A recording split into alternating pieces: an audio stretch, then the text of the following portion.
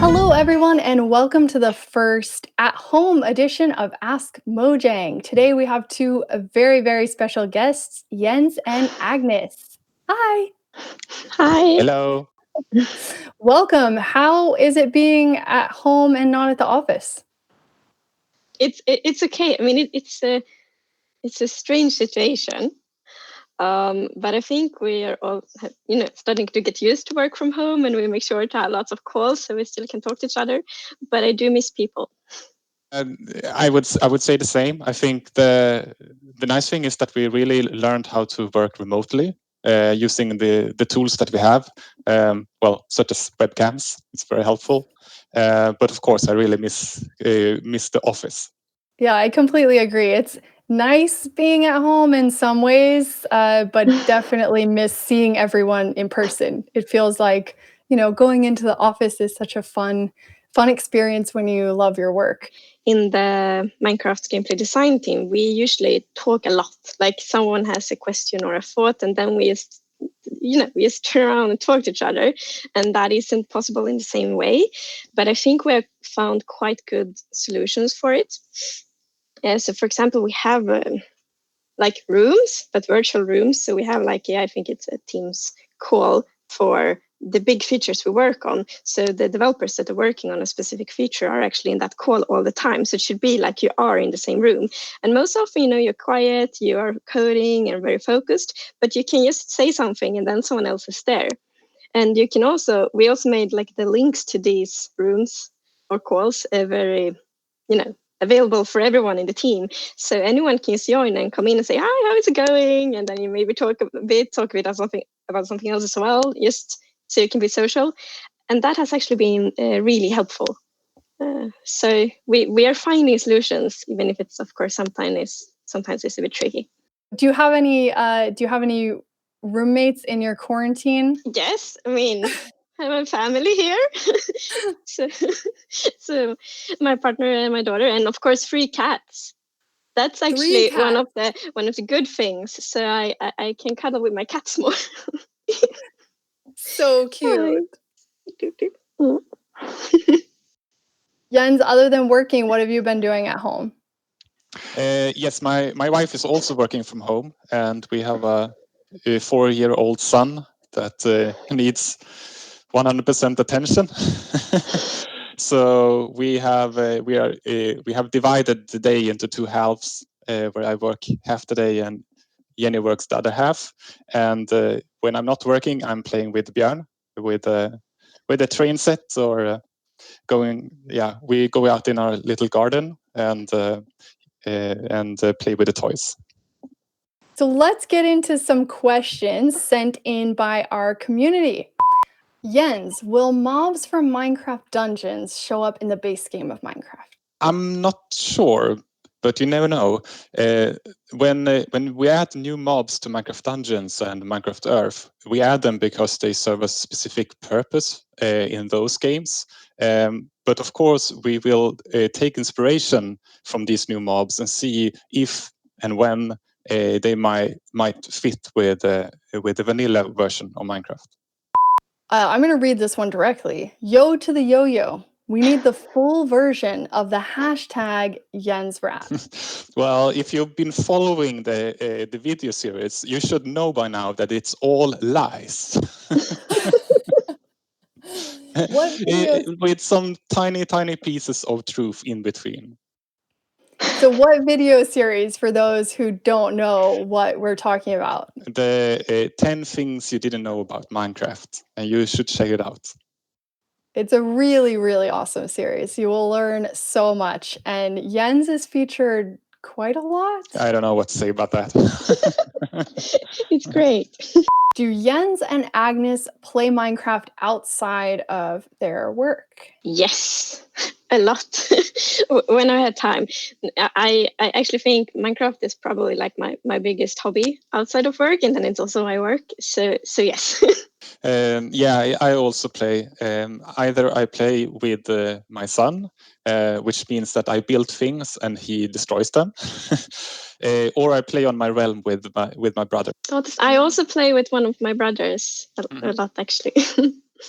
What do you do when you play Minecraft other than playing with your brother, Agnes? So for me, it's actually a lot about storytelling. So I have been playing on the same world for, I think it is since 2011.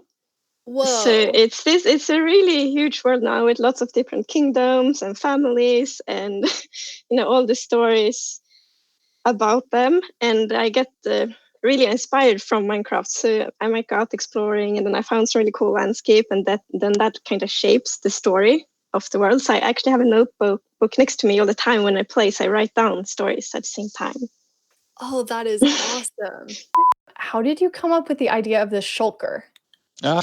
Long story short, but when we were adding the new structures that you can find in the end, they are called the end cities. We wanted to have a monster that would shoot at you, and the original idea was that it would be a block that camouflaged itself on top of what it was sitting.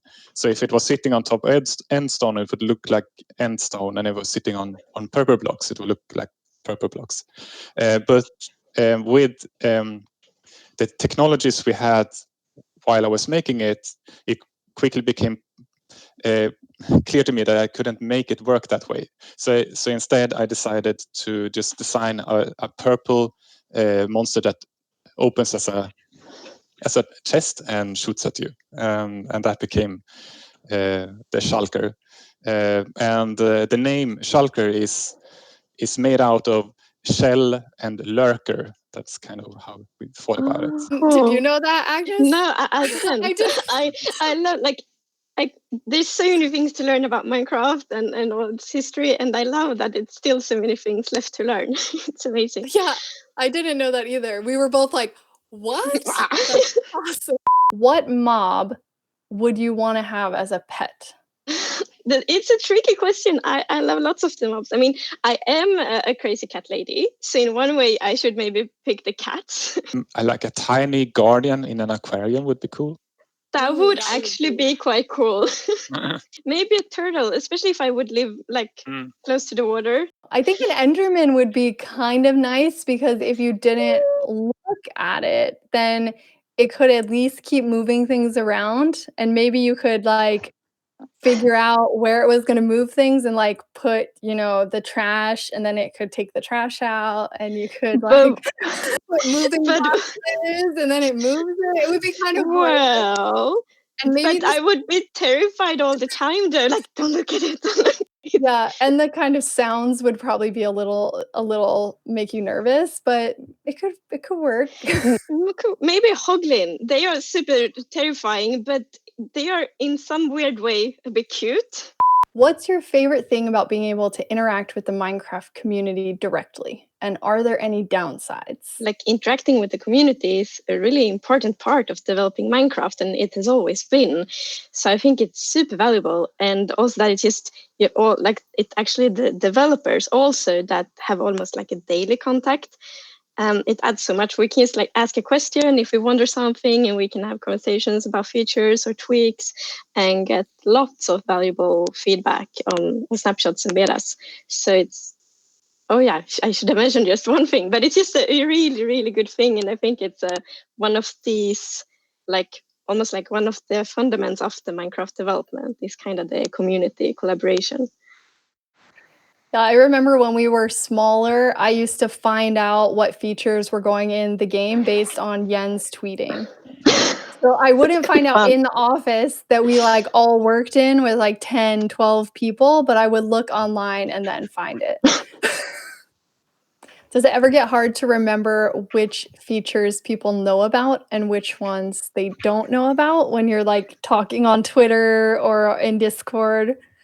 We actually keep quite good track on that. Nowadays, we even have, we have all the features we're working on, we have them on a physical board, or now it's virtual, and we actually have a little sticker for the ones we have mentioned publicly, because then we know we really should try to fulfill that promise, because the community knows about them. Just how many stages of development does a feature go through before it makes it into the game? We work quite a lot on each feature. So first it's an idea. maybe it's because it fits with the theme of the update, maybe someone told a silly joke, or maybe there was a super cool community suggestion, and so on. The ideas come from like everywhere. But then we start to prototype. So we always want to have the features in Minecraft in the game as soon as possible, because it's hard for us to know if they will be fun and fit together like with the rest of the things in the game if we don't have them in the game. So prototyping is, well, yeah, that's we spend quite much time on that, and and then there's like art, music, all the things, and then we release to the community, like with snapshots and betas to get feedback, and that's like the next stage of the developing process. And then again, we start to iterate again to listen, like adapt to the feedback, and often we maybe get inspired to add something new to the feature as well. And then the last thing is just like polishing, bug fixing, and then it's time for release. And well, quite likely some bug fixing after release as well, even though we hope to not have that. Also, a thing to point out, I think, is that we never really see something as completely done. Like we can always improve things after they have been released as well. So we always want to improve Minecraft, and either this by like adding new feature, or maybe just maintaining existing ones, or it's rather both. So it's a continuous stages of development forever. Yes. That's very Minecraft. It's very Minecraft, yes. Yeah, and it's also a little bit more complicated now when we have more games, because when we make a new feature, we want to make sure that Minecraft Dungeons and Minecraft Earth knows about the feature, and in particular when we go back and change things because we figured out a better way of doing it, we need to make sure that all teams are aware of the changes. So it's as you mentioned before, that once we were a small team that tweeted everything, and now it's a little bit more of a process of making features. Okay, what was the most hardest feature you all implemented in the Village and Pillage update? We talked a lot about how to solve like the village system and like the villagers' schedules, and like they are supposed to be like at their home, at their workplace, and how can the villagers know where they work. So, and we didn't really have something we liked. So one day we just took like lots of people from the team. We sat in a meeting room almost the full day, and then we came up with the POI system. So the work station blocks, like the barrel and the lectern and so on, and the beds are also these kind of blocks, but for home. So I think that one, but it was also tricky because of design. But actually, it was quite tricky tech-wise as well. What's your favorite part of the Nether update? Good question. Well, in one way, it's hard to pick just one thing, because that we plan the updates. It's kind of like a package with lots of things that are fun together. But well, I actually really like the Strider. I mean, it's lovely. It is useful. Like I can ride on them on the lava, and I think it's such a fun. I love that we used to decide to do a mob instead of having just lava boats. And also, I think they have a very unique look, like they really have character, and that I think is lovely. Yeah, the Strider is lovely. I think for me personally, I'm very biased, but I like Netherite because on my realm, I mostly use the Nether as a kind of like a subway system between my different bases. But now I have some reason to stay a little bit longer in the Nether and actually search for materials. And that is it for our first ever Askmojang Home Edition. Thank you so much, Agnes and Jens, for being here. Thank you. Thank you. Make sure to watch, because the next Home Edition of Askmojang will feature people from our team across the world, because that's one great thing to be working digitally. So very excited, and we'll see you soon. Thanks. Bye.